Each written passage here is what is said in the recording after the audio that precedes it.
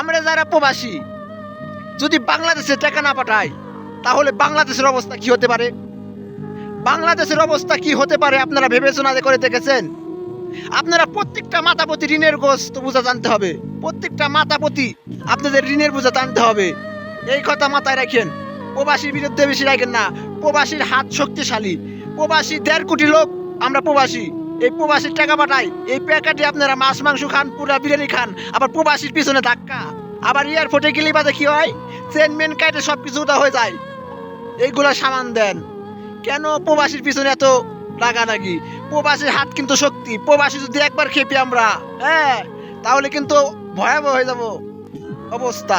মনে করে রাখবেন, আমরা প্রবাসী অনেক কষ্টে করে খাটছি, বাংলাদেশের টাকা পাঠাই বাংলাদেশের উন্নত করার জন্য। এই উন্নত না হয়ে বাংলাদেশ খালি ধ্বংসের ভিতরে যেতেছে আপনাদের অবদানে। এই দেশে আইন কানুন কিছু নাই, দেশে শান্তি নাই, ফকিলালের ঘুম নাই, ভালো মানুষের ভাত নাই, আদালতে আইন নাই, কোর্ট কাছারি চাইয়া দেখে এই দেশেতে বিচার